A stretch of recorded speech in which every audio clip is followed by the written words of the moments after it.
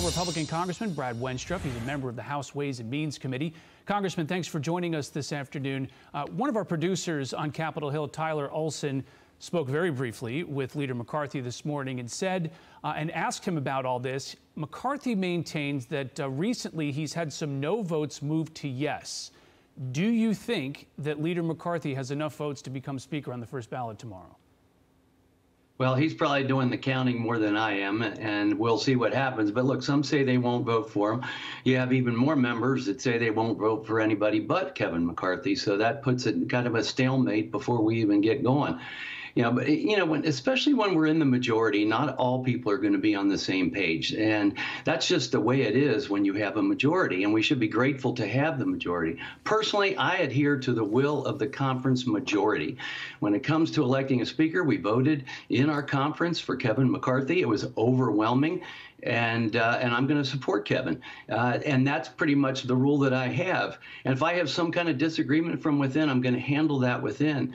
Recently there was a public letter put out. Within that letter, there's really not a solution to get to 218 for anybody.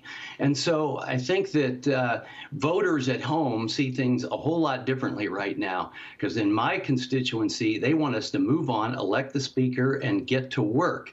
When you vote for somebody for Congress in particular, you're voting for them to be part of a team that has policies that we have worked on and made very public in the last year. So I don't think it's going to play very well if we continue to have a delay in electing a speaker, because it's delaying us moving forward with the policies that American voters voted for.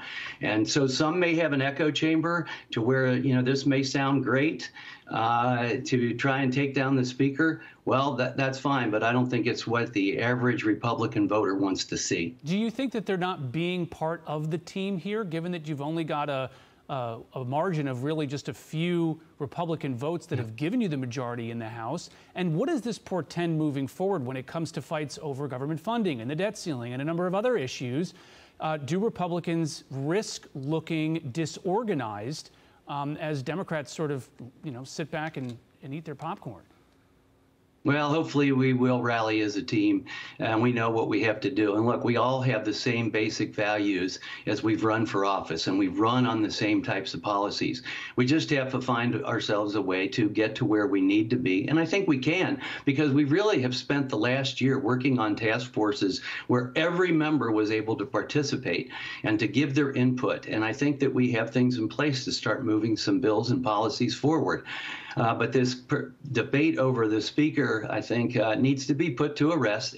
And let's go with what the overwhelming majority of the members of our conference have said they want, and that's for Kevin McCarthy to be the speaker. One of the issues that you focused on has been the origins of COVID-19 and government funding that may have gone to risky research in China.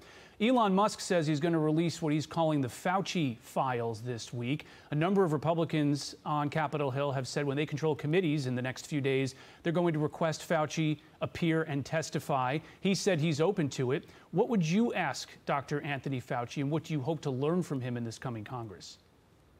Well, I have a lot of questions for Anthony Fauci. He says he's open to appearing before us. But if you look at his deposition that he recently had with the attorneys general from Louisiana and Missouri, 174 times he said he didn't recall. He didn't recall emails that he sent. He didn't recall public statements that he made. This during the pandemic that he was supposed to be trying to manage, pandemic that was affecting the entire globe and has killed so many people, and he doesn't recall it. I'm focusing on the origins of COVID, and certainly Anthony Fauci is a big part of this. He was all in favor of chimera creations or gain-of-function research going back to 2012. The NIH was funding this type of research into China, et cetera. We know that China has an association with the Wuhan Institute of Virology as well as their Fifth Institute, which is their bioweapons program, and they work specifically in some cases with coronaviruses. So there's so many questions we have to have answered. It's very multifaceted, but we know this capability to create a virus is out there because we did it. There's an article in 2015, Ralph Barrick in North Carolina with Xi Jinping of China. And look, our own State Department has said that China has been looking into offensive bioweapons going back as far as 2005.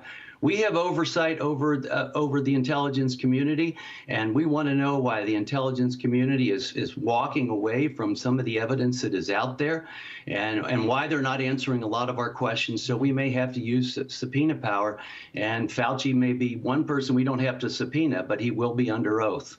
Plenty to examine there. Congressman Brad Wenstrup, thanks so much for joining us this afternoon. Thank you.